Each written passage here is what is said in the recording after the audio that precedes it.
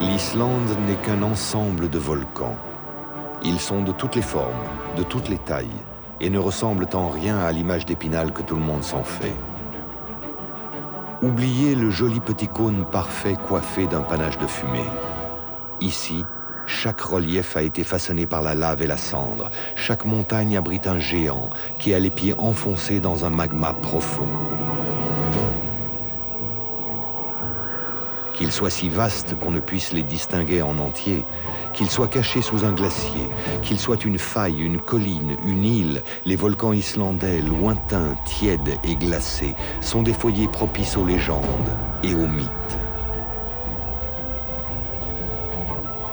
Mais quand l'un d'eux entre en éruption et vient toucher le reste du monde, la réalité fait surface et tous les yeux se tournent vers ces colosses magiques et effrayants.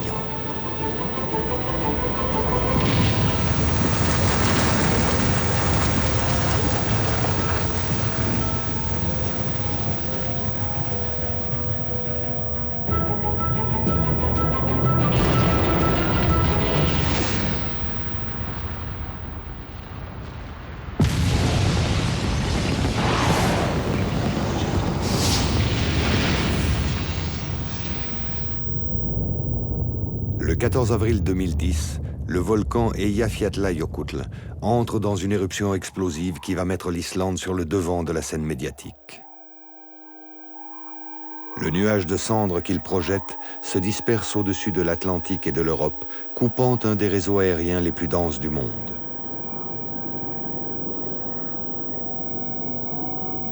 Pendant 6 jours, les aéroports européens ferment leurs portes et les compagnies aériennes perdent plus d'1 milliard d'euros. La réaction en chaîne est inévitable dans notre économie moderne. Le secteur touristique perd lui aussi plus d'1 milliard d'euros. Le Kenya détruit 400 tonnes de fleurs. La Zambie, ses légumes. L'Ouganda, ses poissons. Les composants électroniques sont bloqués dans le monde entier, stoppant la production de plusieurs milliers d'automobiles japonaises. Les événements sportifs sont décalés, faute de participants, et les dirigeants des grands pays annulent leurs déplacements. Au pied du volcan, les champs des fermiers islandais se recouvrent progressivement d'une épaisse couche de cendres.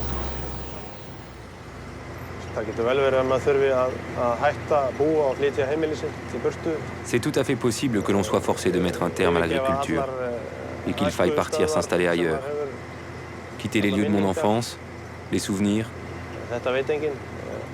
Personne ne sait vraiment de quoi demain sera fait.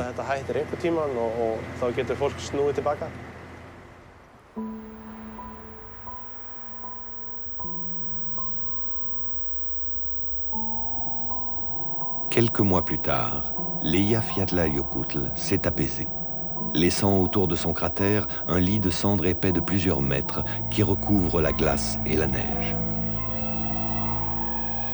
Le monde entier pense avoir vécu un événement volcanique majeur, mais les volcanologues islandais ne sont pas dupes. Ils savent qu'une énergie bien plus considérable dort toujours sous leur île. Eruptions are of course quite dangerous. Les éruptions volcaniques sont évidemment très dangereuses. Certaines peuvent menacer la vie et la santé des hommes. Eyjafjallajökull était une petite éruption, mais il y a d'autres volcans ici pour lesquels on s'attend à des éruptions beaucoup plus fortes. Et ça, il ne faut surtout pas l'oublier.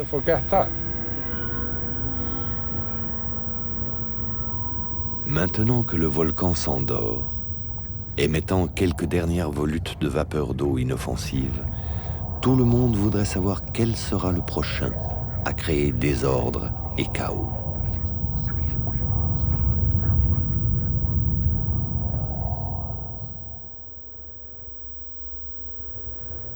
Les volcans actifs d'Islande s'alignent sur le rift, une ligne de séparation entre deux continents.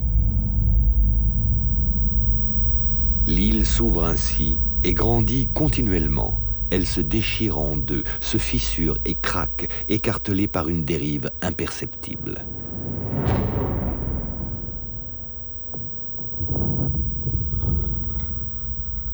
À l'est, l'Europe et l'Asie. À l'ouest, l'Amérique. Deux plaques qui s'éloignent sans cesse et dont le vide entre elles se comble par des millions de tonnes de lave basaltique.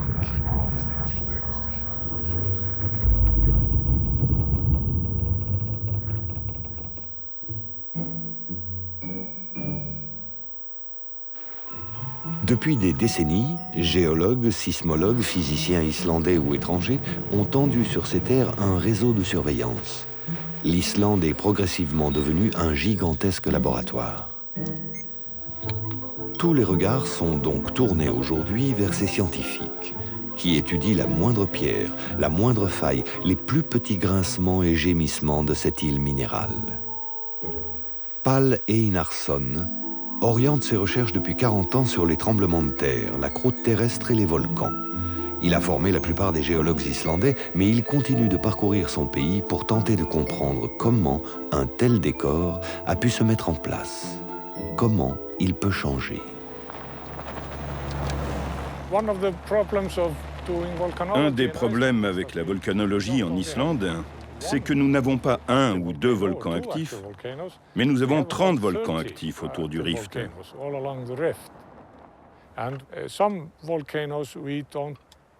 Certains sont très difficiles à cerner. Ce sont des bêtes très compliquées qui demandent de nombreuses mesures pour comprendre ce qu'elles font et comment elles le font. D'autres sont beaucoup plus simples et plus faciles à comprendre. Ce que nous savons sur nos volcans, c'est qu'ils sont tous différents, très différents les uns des autres. Nous ne pouvons pas appliquer la même règle d'un volcan à l'autre. Nous devons tous les contrôler. C'est aussi simple que ça. Nous devons donc étendre nos observations sur l'ensemble du pays, ce qui nous demande énormément de travail.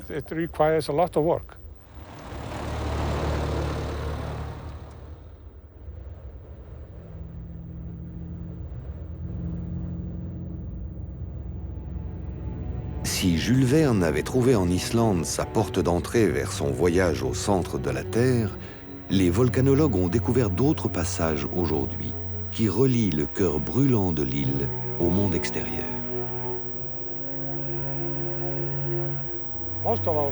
La plupart de nos volcans ne font rien, ils sont juste assis là. Certains récupèrent de leur dernière éruption et restent calmes, d'autres se préparent à un prochain réveil. Ce qui est sûr, c'est qu'ils sont tous candidats pour la prochaine éruption. S'ils sont tous candidats, 4 d'entre eux sortent du lot. 4 volcans à haut risque, particulièrement surveillés. Le volcan Hekla, selon la légende, est une porte d'entrée vers l'enfer. La réalité est qu'il entre en éruption brusquement tous les 10 ans. L'Askia est un gigantesque complexe volcanique au beau milieu des hauts plateaux désertiques. Il a déjà provoqué quelques-unes des plus puissantes éruptions du pays. Depuis l'arrivée de l'homme en Islande, le volcan Katla, enfermé sous la glace, a montré plus de 20 fois la puissance qu'il contient dans son ventre. Enfin, au sommet de l'Islande, le volcan Grímsvötn est enfermé lui aussi sous une calotte glaciaire. C'est la demeure des géants et des trolls. C'est aussi le plus inaccessible de tous.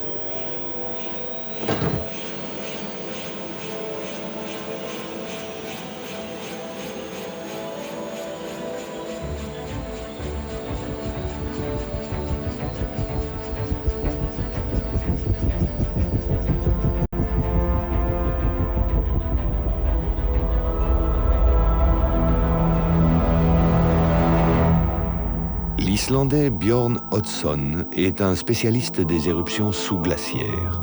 Comme chaque année, il s'envole vers le lointain Grímsvötn. L'hélicoptère reste le meilleur moyen pour monter sur le plus grand glacier d'Europe, grand comme la Corse.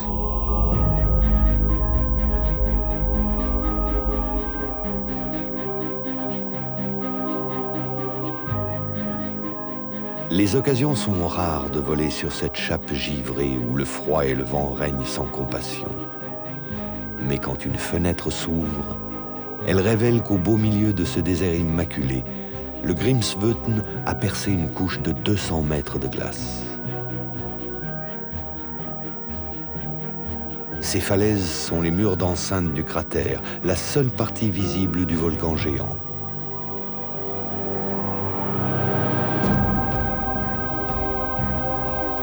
Le dédale de roches et de glace repose sur le point chaud de l'Islande. Un passage direct vers le centre de la Terre, vers le manteau et son magma.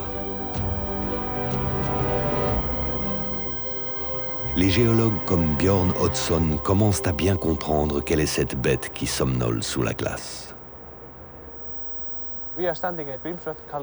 Nous sommes ici au centre de la caldeira du Grímsvötn, placé au-dessus du point chaud de l'Islande. Le point chaud a ses racines dans le manteau. Et ici, le magma s'élève tout droit jusqu'à la croûte terrestre. L'activité volcanique est donc très forte dans cette zone. C'est comme à Hawaï ou dans l'archipel des Açores. Un panache de magma jaillit directement du manteau. On peut en fait parler d'une double activité, parce que nous sommes aussi entre deux continents au milieu de l'océan Atlantique. Donc le magma vient à la fois de la séparation des continents, mais aussi de la présence du point chaud. C'est la raison principale qui fait du Grímsvötn le volcan le plus actif d'Islande. Il a produit 70 éruptions depuis le peuplement du pays en 874. L'activité géothermique est elle aussi particulièrement élevée ici. Il y a des spots géothermiques qui font fondre la glace par en dessous et qui creusent ce qu'on appelle des chaudrons, visibles à la surface du glacier. Plus il y a de chaleur, plus le chaudron est profond.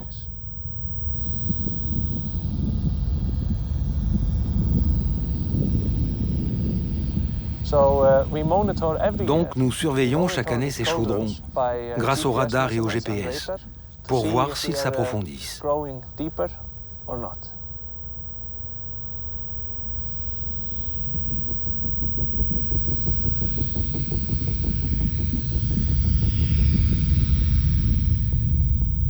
Pour mesurer l'activité de ce volcan caché, il faut utiliser les moindres manifestations lisibles en surface. La chaleur prisonnière fait fondre la glace et les eaux ruissellent au pied des falaises. Elles s'accumulent au centre du volcan, dans sa caldeira, pour former un immense lac aux eaux tièdes, invisibles, qui fait flotter le glacier comme une banquise.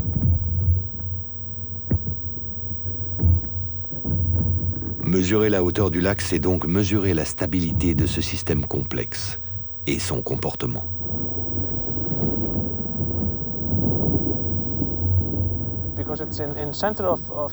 Ici, au centre de la caldeira, il est difficile de joindre le monde extérieur. Donc, nous devons venir 2 fois par an pour récupérer les données de la station. En ce moment, les mesures montrent que la pression dans la chambre magmatique est proche de celle de la dernière éruption. Donc, nous pouvons attendre une éruption à tout moment. L'éruption de 1983 a eu lieu sous la falaise là-bas. En 2000, un peu plus à droite. Et en 2004, dans le coin là-bas. Les sites éruptifs se sont déplacés de plus en plus vers l'ouest. Donc je m'attendrai à voir la prochaine éruption dans le coin nord-ouest de la caldeira. Mais dès que tu trouves une loi dans la nature, elle change. Les cendres noires qui recouvrent la glace sont les témoins des précédentes éruptions et les gigantesques chaudrons ceux d'une activité croissante.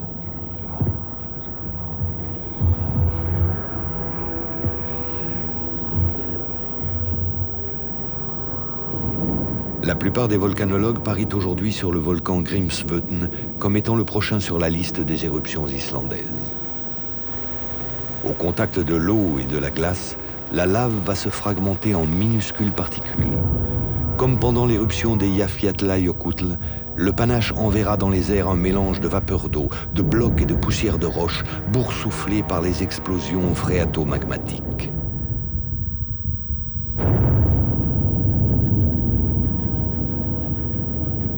Et les cendres fines pourront être emportées par les vents dominants.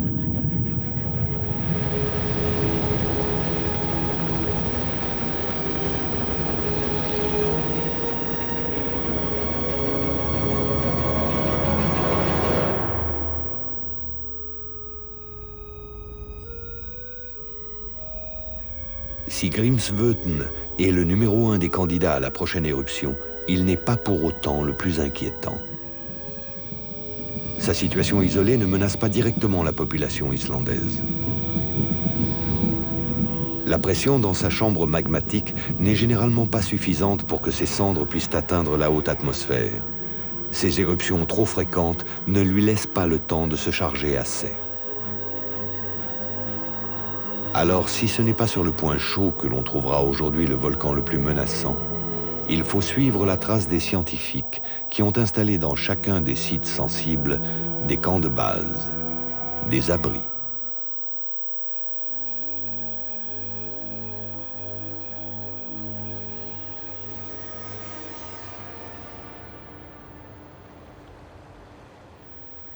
Nous sommes ici sur les contreforts du volcan Askja, dont les cendres ont déjà touché l'Europe par le passé. Aujourd'hui, c'est un immense complexe volcanique au milieu d'un désert de lave appelé le désert des sacrifiés.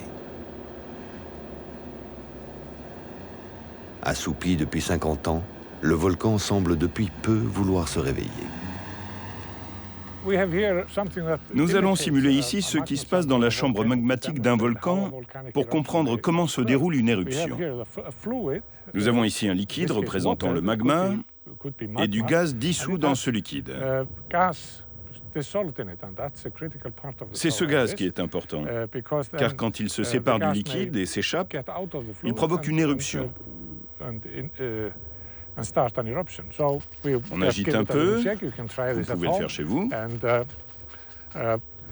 Donc là, nous avons un mélange de gaz et de liquide, et quand tout à coup la pression chute, voici une chambre magmatique en éruption.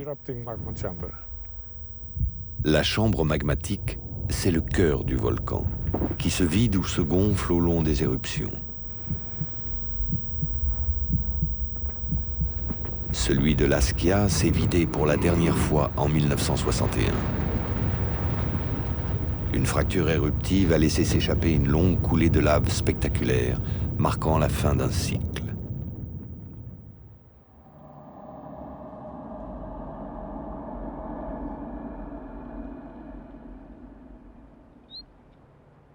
La neige recouvre le paysage 10 mois dans l'année, et les groupes scientifiques du monde entier profitent des quelques jours d'été pour analyser les battements discrets qui rythment le nouveau cœur du volcan.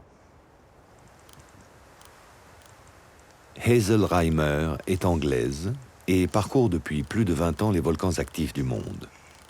À travers son œilleton ouvert sur le cœur des volcans, elle peut lire et quantifier les changements de masse du sous-sol qui se produisent avant, pendant et après une éruption.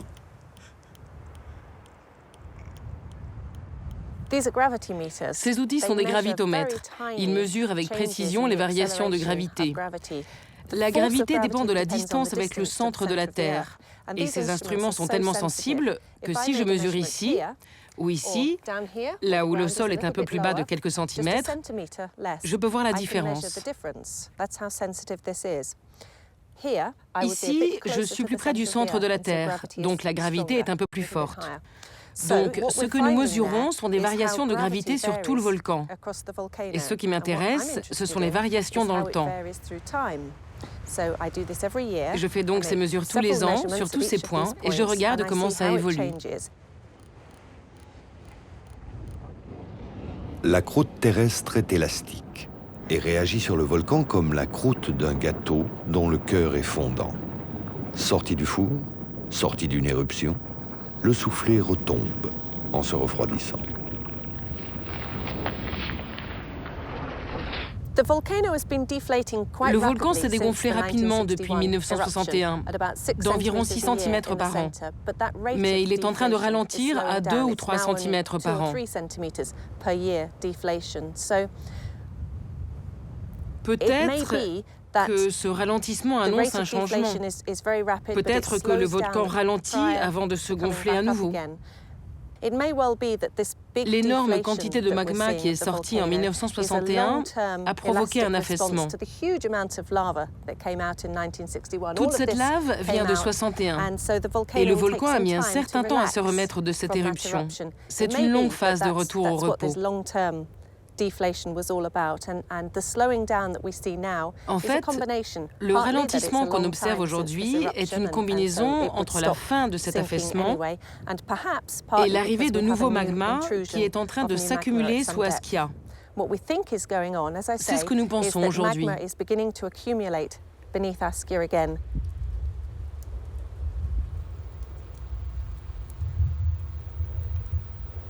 Sous cette croûte brûlée, l'énorme chambre magmatique se remplit à nouveau sous l'Askia. Reste à savoir maintenant quel type d'éruption le volcan prépare. Chacun, avec sa méthode, complète celle du voisin. Le géologue suédois Karl Erik Olof Størkel partage sa vie entre l'Islande et l'université de Gothenburg. Il se passionne pour les processus de déformation de la croûte terrestre. Il sait qu'Askia est capable de générer à l'avenir des éruptions explosives colossales.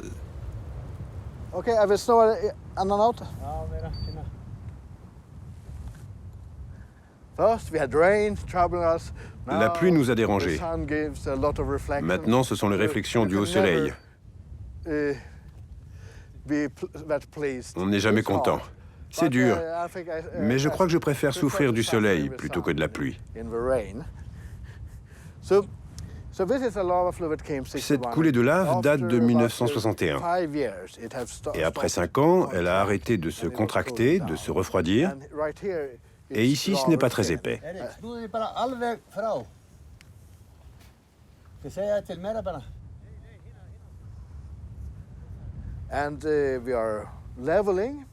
Nous mesurons l'inclinaison pour voir s'il y a des changements dans la chambre magmatique.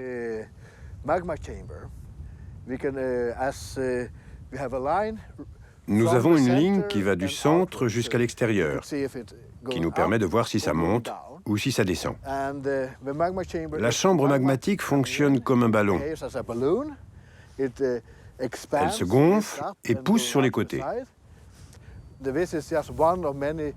C'est juste une des nombreuses méthodes pour suivre un volcan. Toutes ces méthodes se complètent les unes les autres. Ce volcan entrera encore en éruption. Il a déjà généré une des éruptions les plus explosives de ces 150 dernières années. La même magnitude qu'en 1875. C'est très mauvais. Ce qui s'est passé en 1875, l'Askia est entrée en éruption au printemps. Et à Stockholm, en Suède, ils voyaient arriver de fines cendres grises. Les gens marchaient avec des manteaux noirs de poussière. Et ils n'avaient aucune idée d'où cela pouvait venir. C'est seulement au bout de 3 semaines, quand un bateau est arrivé d'Islande, qu'ils ont su qu'une éruption était en cours ici.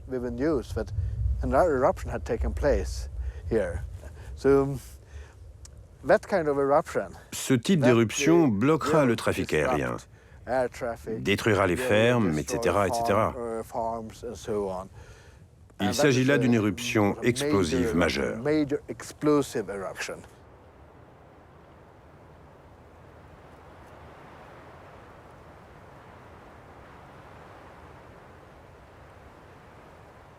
L'éruption de 1875 a été si puissante qu'elle a provoqué l'effondrement d'une grande partie du volcan, aujourd'hui rempli par un lac. Ce lac est le plus profond d'Islande Il s'enfonce à plus de 200 mètres en son centre.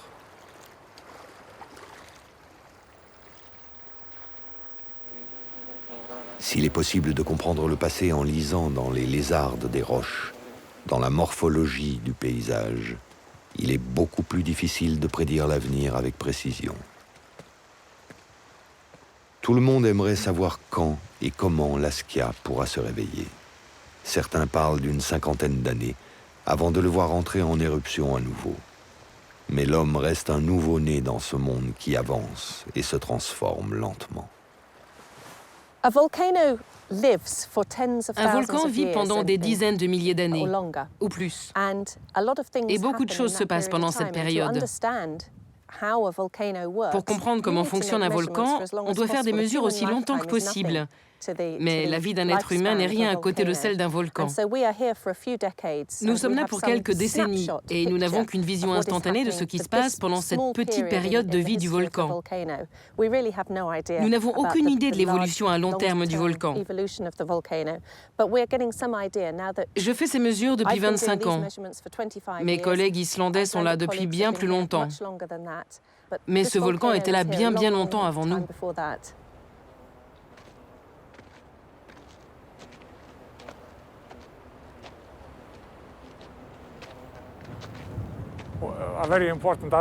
Une des principales menaces liées aux éruptions concerne le trafic aérien. Et c'est assez inquiétant qu'une des routes les plus chargées passe juste au-dessus des volcans islandais. Nous en parlons depuis longtemps. Et l'Eyjafjallajökull a enfin montré que le danger était sérieux.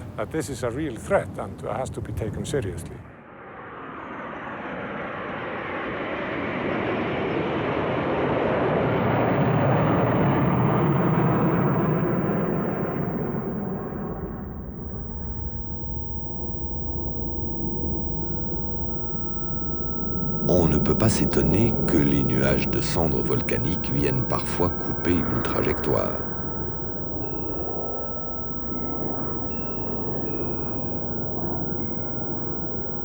Depuis le vol d'Icare, l'aviation civile s'est largement transformée.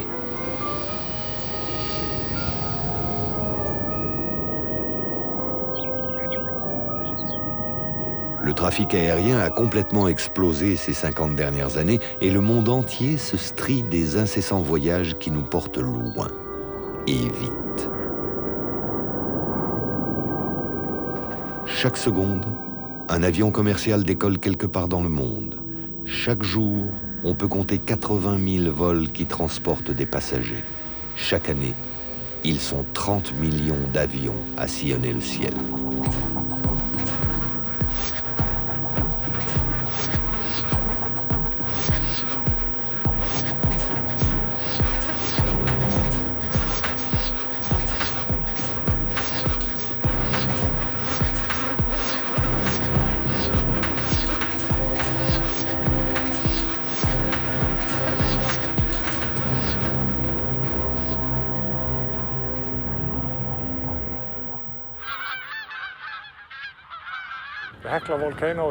Le volcan Hekla est un point nodal sur ces routes aériennes.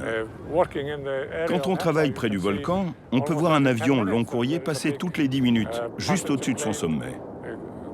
Et Hekla est prêt à entrer en éruption.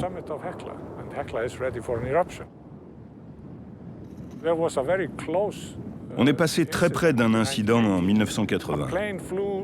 Un avion est passé juste au-dessus du volcan, quelques minutes avant qu'il n'entre en éruption. L'avion aurait pu être descendu par le volcan. Je me suis dit en le voyant que le pilote ne s'était sans doute aperçu de rien, car d'habitude les pilotes regardent plutôt devant eux que derrière eux. Le panache a coupé le sillage juste derrière l'avion. Je l'ai vu moi-même alors que je travaillais au pied du volcan Hekla.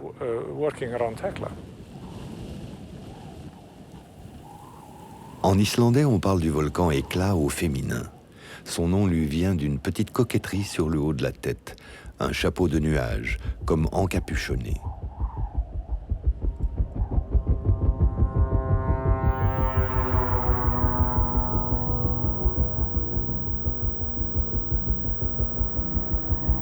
C'est pourtant l'un des 4 volcans à haut risque inscrits sur la liste des candidats pour la prochaine éruption. Et quand les neiges ont fondu, Hekla révèle son passé mouvementé.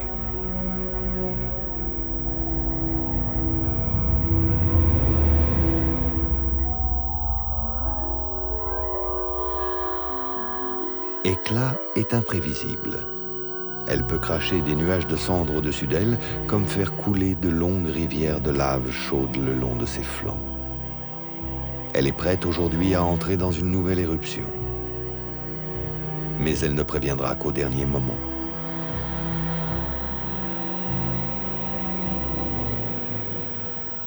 Son cœur de magma est trop profond pour être vu des scientifiques. Hekla est dangereusement surprenante.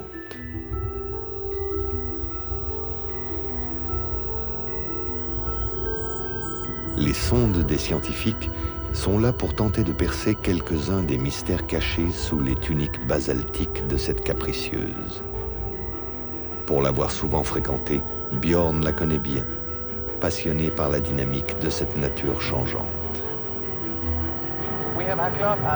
Ici, nous avons Hekla, et tout autour de nous, les champs de lave provenant des différentes éruptions. Durant ce siècle, il s'est réveillé en 1947, 70, 81, 91 et 2000. On peut voir les différentes mousses sur la lave qui nous montrent les différents âges. La plus noire provient de l'éruption de 2000.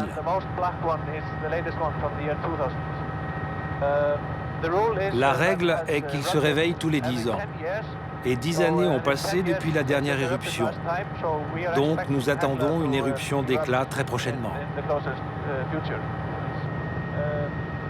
La chambre magmatique est très profonde, à 50 km sous terre. Donc il n'y a presque aucune secousse qui nous prévient avant une éruption.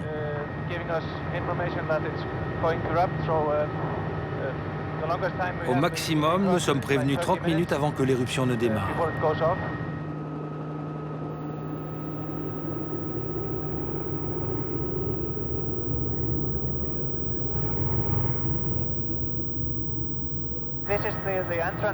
C'est l'entrée vers l'enfer. Le roi danois envoyait des gens ici, en Islande, pour espionner les Islandais sur leur mode de vie. Et les rapports indiquaient que toutes sortes de créatures vivaient dans Hekla et qu'un grand lac l'entourait, crachant du feu pendant toute l'année. Les gens avaient vraiment peur d'Hekla. Hekla n'est vraiment pas une montagne comme les autres.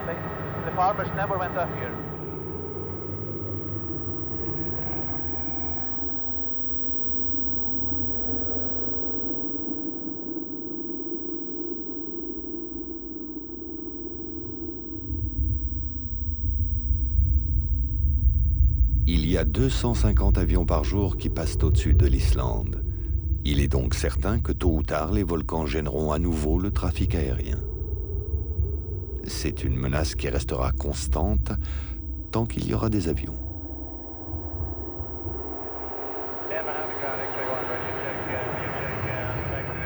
Depuis l'Eyjafjallajökull, les cellules de crise se sont organisées pour mieux identifier les nuages de cendres, éviter la surprécaution et la paralysie totale du trafic.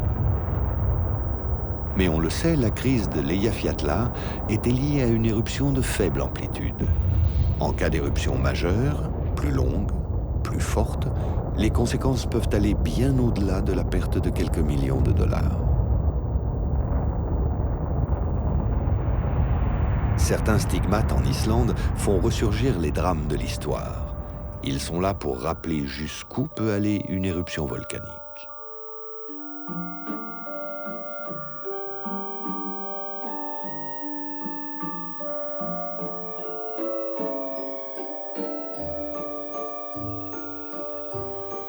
L'éruption du volcan Laki est dans la mémoire de tous les Islandais. Pourtant, les laves qui en sont sorties se sont figées il y a plus de 200 ans.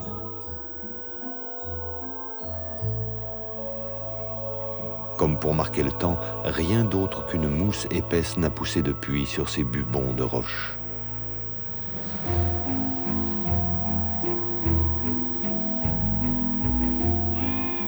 Cette croûte verte indélébile, a recouvert 600 km² de terre, l'équivalent de 6 fois la surface de Paris, 10 fois celle de l'île de Manhattan.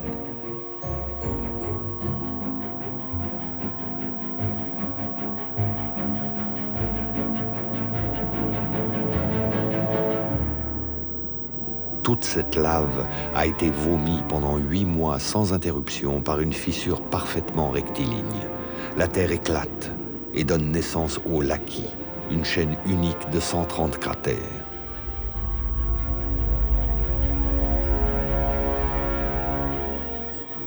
Le soufre, le fluor, le dioxyde de carbone s'évapore de la roche en fusion et recouvre tout le pays, tuant la plus grande partie des cheptels de moutons, de bétail et de chevaux. La longue période de famine qui suit tue 20% de la population humaine islandaise. La faille, béante, s'ouvre sur 30 km. C'est la pire catastrophe naturelle survenue en Islande.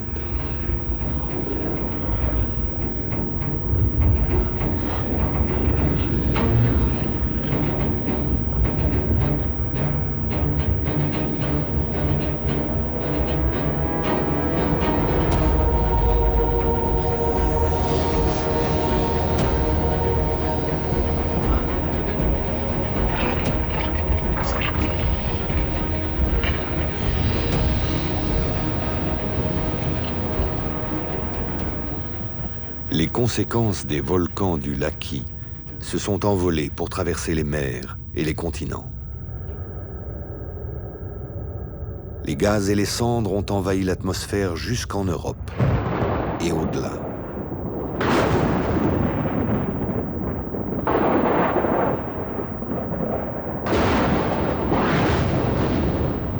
Des brouillards acides ont gagné la Norvège, l'Allemagne, la France, l'Angleterre, tuant indirectement des dizaines de milliers de personnes.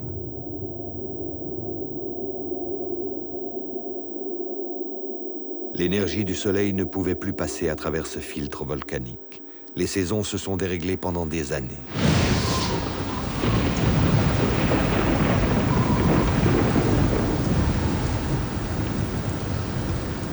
En France, une succession d'événements météorologiques a affamé les paysans. Aux étés trop doux se succédaient des hivers trop rigoureux. Le gel pouvait durer des semaines. Des orages trop violents massacraient les récoltes à force de grêlons. Nous sommes en 1789 et le peuple français meurt de faim, en partie à cause d'un volcan islandais.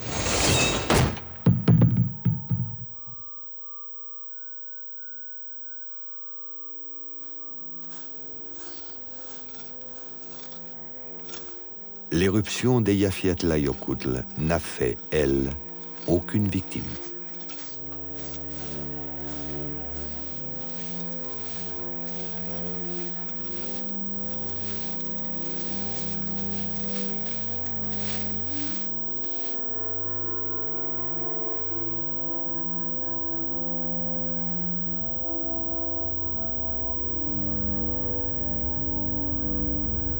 Il sera toujours plus facile de garder les avions au sol que d'arrêter les grands bouleversements qui peuvent suivre une éruption.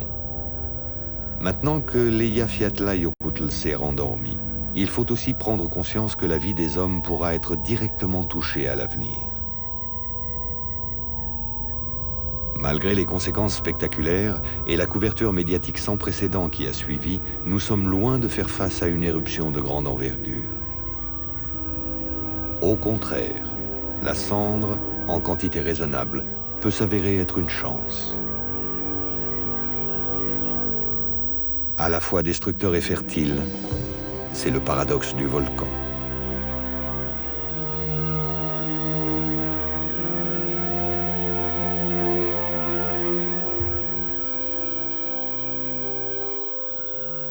Au pied du volcan, le décor s'est complètement transformé.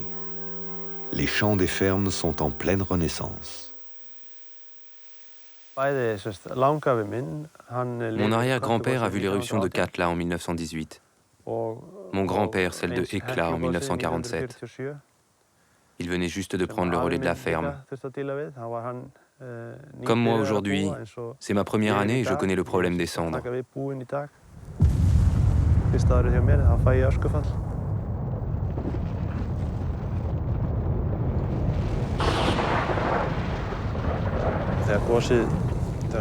Quand l'éruption a commencé, nous avons dû abandonner la maison.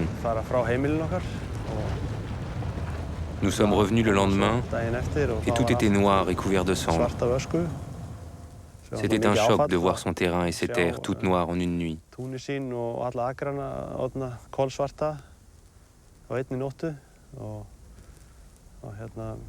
Nous avons rapidement pensé à l'avenir, aux mois et aux années qui allaient suivre. Mais nous avons décidé de prendre un jour à la fois, de ne pas prendre de grandes décisions et de persévérer pour voir si cela ne s'arrêterait pas.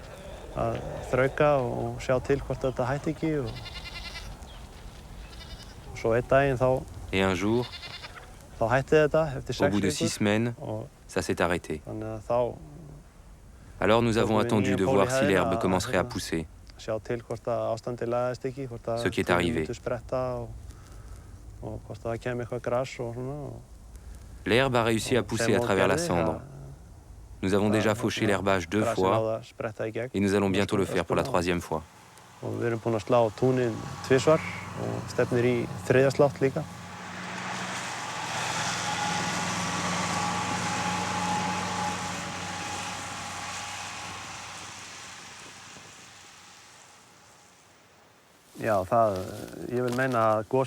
L'éruption a eu lieu au meilleur moment possible, juste avant que l'herbe ne commence à pousser.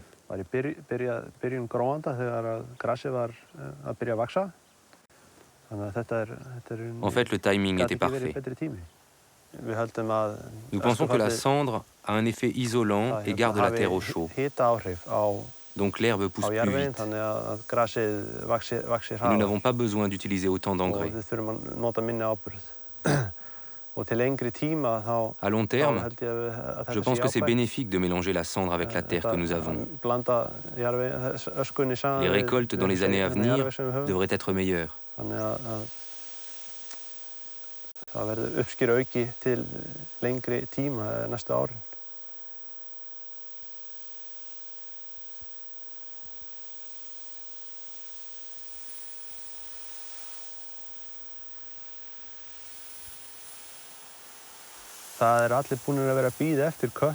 Tout le monde attend maintenant Katla avec beaucoup d'inquiétude.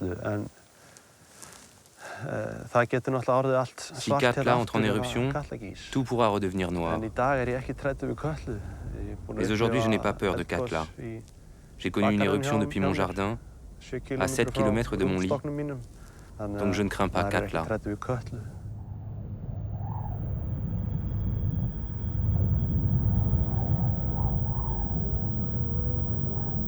Katla est un volcan noyé sous la glace. Katla s'écrit au féminin. C'est la grande sœur des Eyjafjallajökull. Sa chambre magmatique est bien plus volumineuse, son glacier plus épais, son historique plus effrayant. Les langues de cendres qui bordent le glacier, repoussées par les fontes successives, sont là pour témoigner de la violence des anciennes éruptions. Katla est prête pour un nouveau cycle. Tout le monde le sait.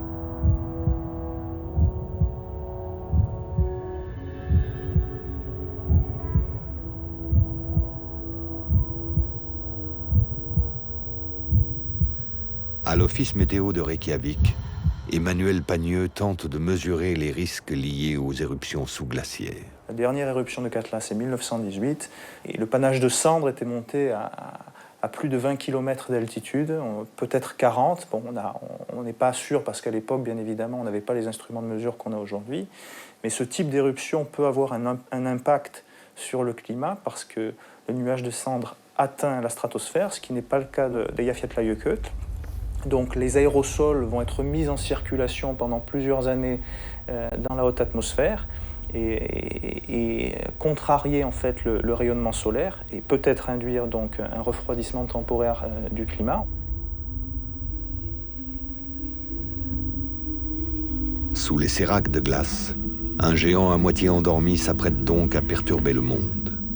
Personne ne peut dire avec précision quand aura lieu l'éruption. C'est une histoire de jours, de mois ou de quelques années.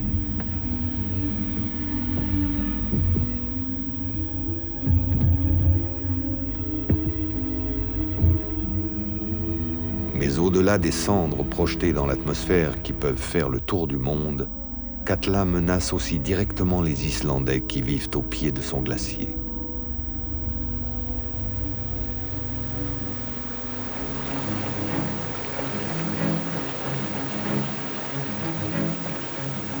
Depuis des millénaires, l'eau du glacier fondu emporte les cendres, la lave et la roche pour descendre dans les vallées et aplanir le paysage.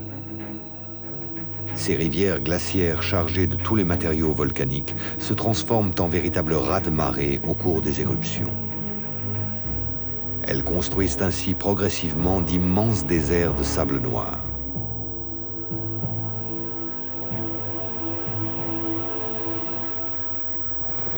L'Islande s'agrandit constamment et gagne sur l'océan. Avant l'arrivée des premiers Vikings, cette montagne était un îlot encerclé par la mer.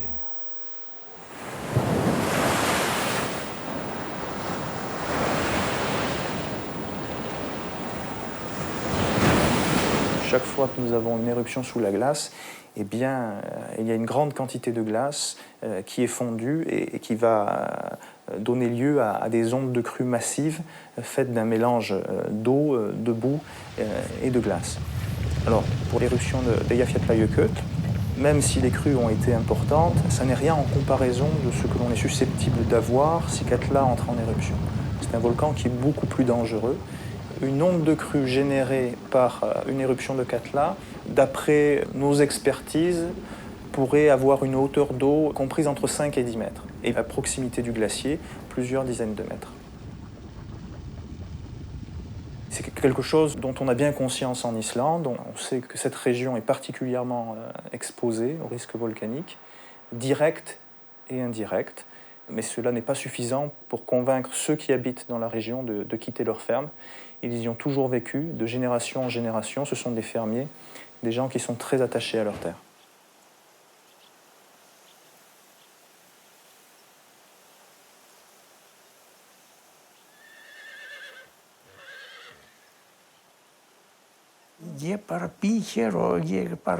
J'habite ici, mais je n'y pense pas trop. Je sais bien que le volcan est là. Et oui, bien sûr, je regarde de temps en temps dans la direction du glacier. Je sais que Katla est là, mais cela ne m'empêche pas d'aller où je veux, à n'importe quelle heure de la journée, de vivre sans y penser. Katla est à sa place. Elle se réveillera quand elle se réveillera. Bien sûr, c'est terrible de penser à la végétation que l'on a plantée sur le désert de sable.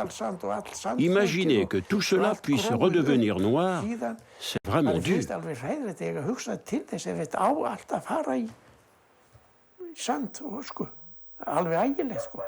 Je connais la terre tellement bien. Imaginez les dégâts que peut causer un lâcher d'eau sur ce paysage vert. Ce n'est vraiment pas une bonne chose.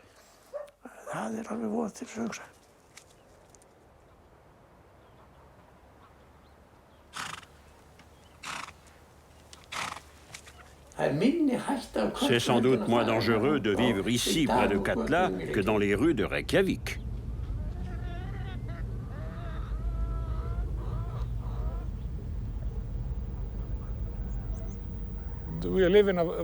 Nous vivons sur une terre volcanique et nous devons apprendre à vivre avec nos volcans. Nous ne pouvons pas faire autrement. Nous devons les étudier et savoir ce qu'ils nous préparent. Ils sont ici et nous sommes ici. Nous devons en tirer le meilleur parti. Ils présentent certains avantages. Nous obtenons l'eau chaude de la Terre grâce au volcanisme. C'est notre pétrole à nous. C'est une source d'énergie que nous utilisons de manière intensive. Il y a quelque chose que nous ne devons jamais oublier. C'est que sans les volcans, il n'y aurait pas d'Islande. L'Islande est entièrement faite de volcans.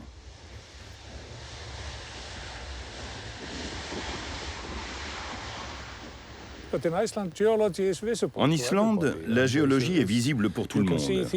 Ici, on peut voir les choses avant qu'elles n'arrivent. Nous avons les tremblements de terre qui nous tiennent en éveil en nous secouant régulièrement.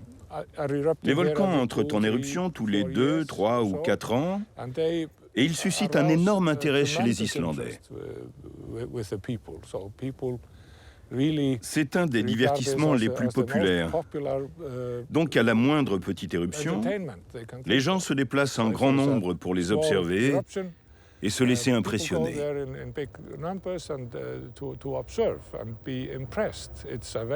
C'est une expérience très impressionnante de voir une éruption.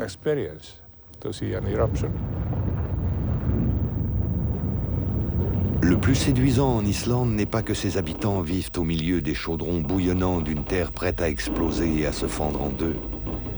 Le plus séduisant en Islande est que les Islandais ne peuvent pas se passer du spectacle de cette nature. Il n'y a alors rien d'étonnant à ce que les Islandais soient les plus grands admirateurs de feux d'artifice au monde.